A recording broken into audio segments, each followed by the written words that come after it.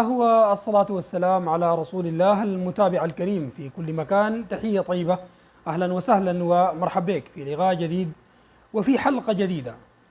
داير أتكلم في الحلقة دي عن أهم مساوي الهلال وأهم المشاكل حقت الهلال في الأربع مباريات اللي لعبها في مجموعة الأبطال دي، وأخيرا بكل تأكيد مباراة المولودية.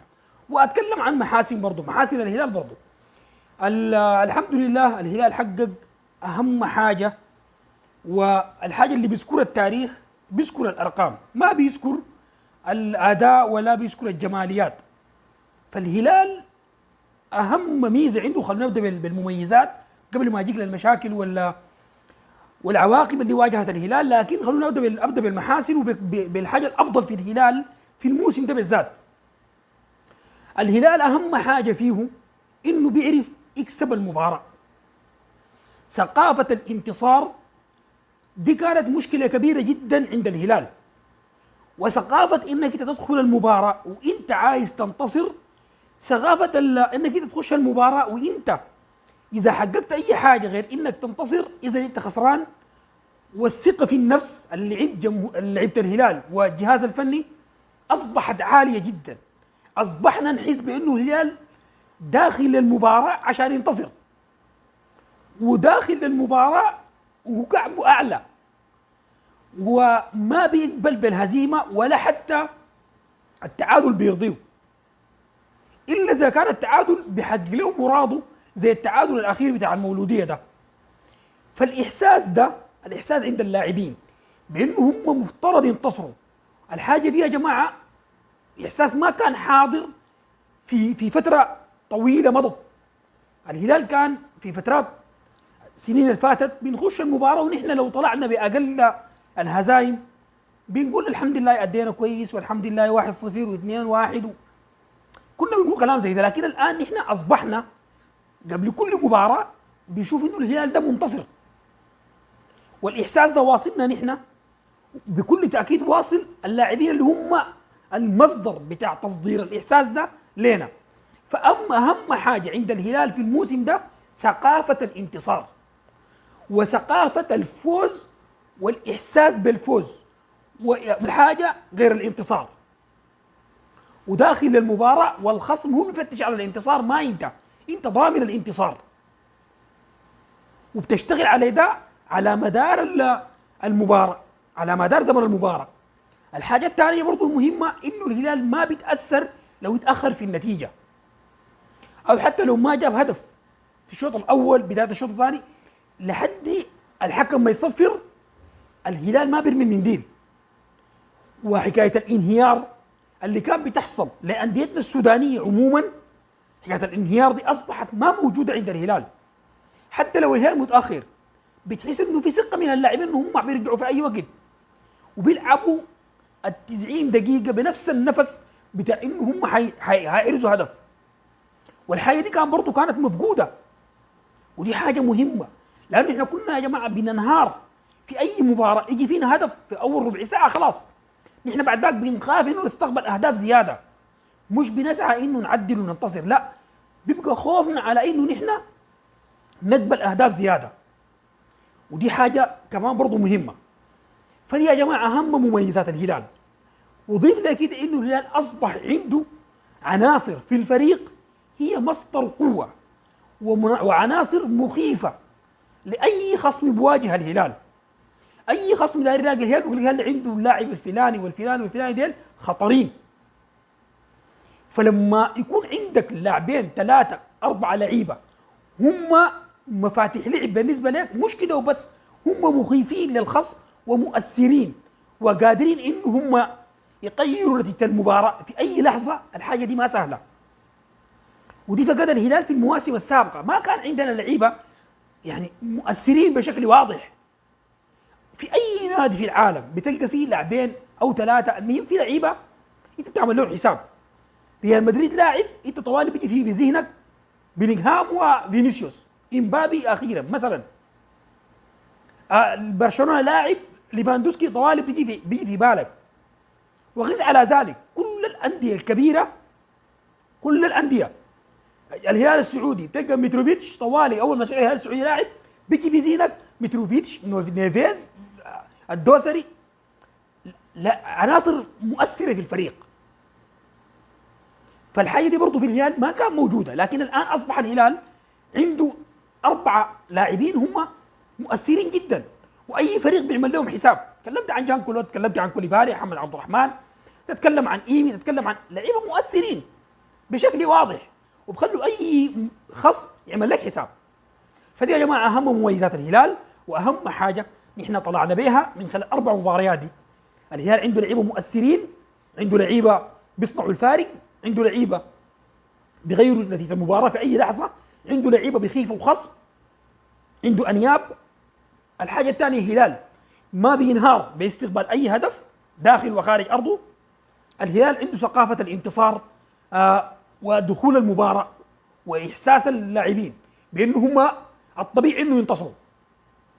حكايه الخساره دي ما وارده في حساباته.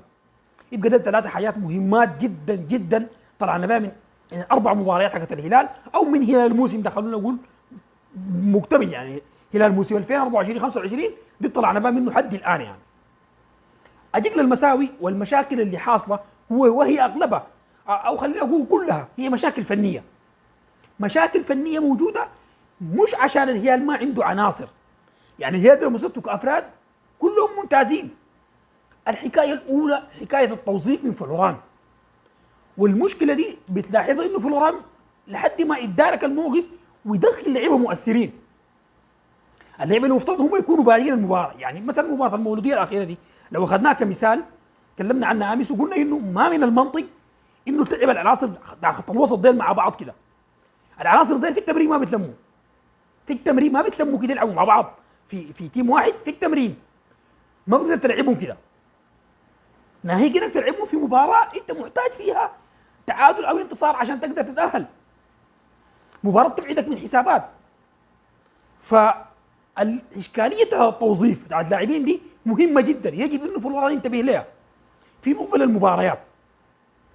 انا ما اقول لك شرك فلان وخلي فلان، ما بقول لك لعب صلاح عادل ودخل بوجبا وطلع ايمي ده حاجه يعني فلوران ادرى بها طبعا اكيد، لكن انا بقول لك انه حكايه انه تلعب لاعبين عندهم نفس المهام ونفس الشكل بتاع اللعب، تلعبوا في مباراه واحده على حساب خانتين مهمات، الجناح الهجومي وعلى صناعه اللعب، بتبقى مشكله.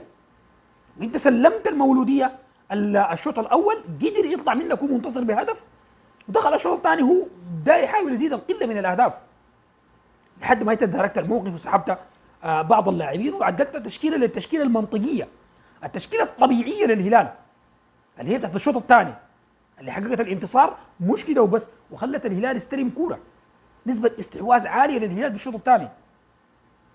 وحتى بعد ما جبنا هدف التعادل والغايم حرمنا من هدف بعد الهلال كان ضاغط. ليه؟ لانك انت عدلت من الشوط الاول، عدلت تشكيلتك بعناصر مفترض هي تبدا المباراه، مفترض هي تبدا المباراه.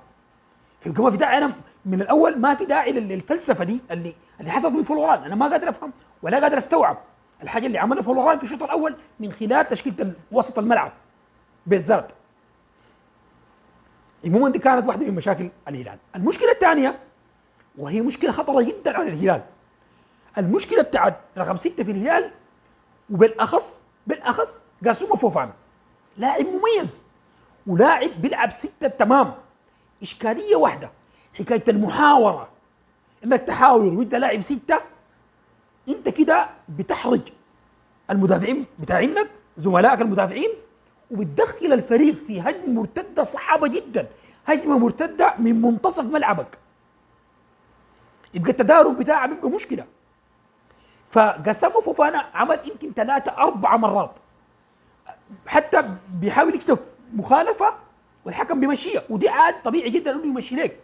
ممكن تواجه حكام ما يحسبوا لك المخالفات الرسميه والمخالفات الواضحه، ما يدوك لها، ناهيك عن مخالفه فيها الشك واليقين، فيها يعني وعليها.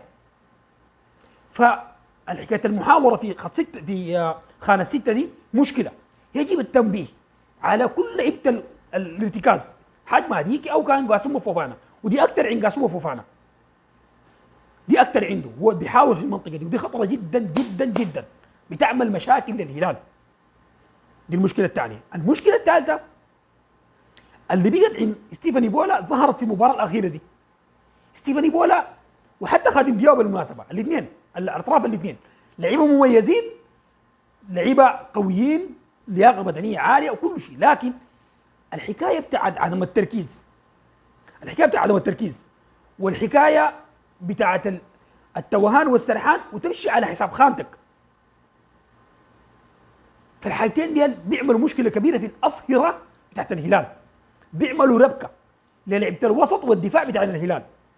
شفنا كثير التقدم على حساب الخانه من غير، يعني شفنا حتى الهدف الجا في الهلال تكلمنا عنه امس، انه ده بسبب التقدم اللا مبرر لستيفن إيبولا وعدم الرجوع بسرعه لما فقدنا الكوره، ترك مساحه خلفه استقلها فريق المولوديه، عمل عرضيه دخل الهدف من منطقه زي ما قلت لك امس مفترض يكون موجود فيها خديم دياو، مش موجود فيها عثمان ديوف.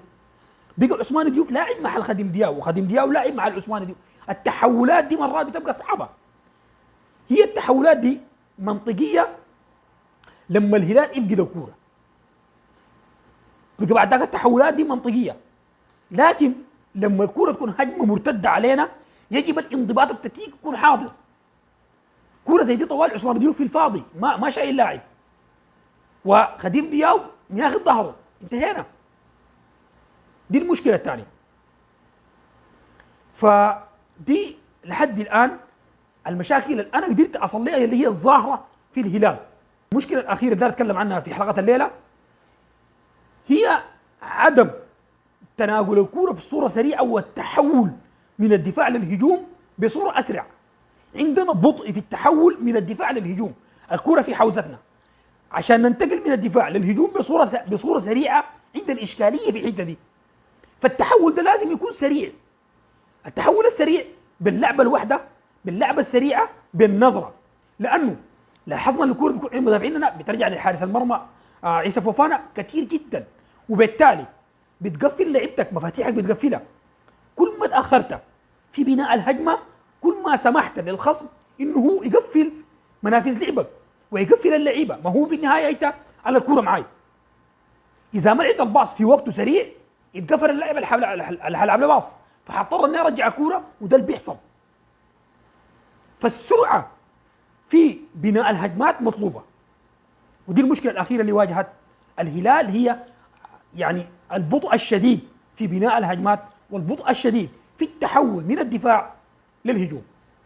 على العموم المتابع الكريم، انا وصلت معك لخواتيم الحلقه اللي حاولت اسلط في الضوء فيها على ابرز مميزات الهلال وابرز العيوب اللي نحن شفناها وانتم اكيد شفتوها، وكثير منكم اذا شايف انه في لسه في عيوب ثانيه في التعليقات موجوده، نتناقش وناخذ وندي فيها، نتكلم بالحاجه شايفينها. طبعا احنا في النهايه ما خبراء يعني، لكن بالحاجه اللي احنا شايفينها بنتكلم بها.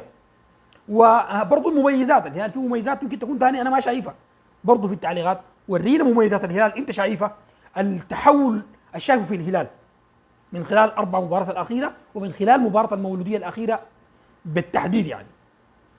فالمتابع الكريم، انا وصلت معك لخواتيم حلقتي دي الليله، وخلوني اقول لكم ثاني الف مبروك التاهل للدوري ربع النهائي من ابطال افريقيا.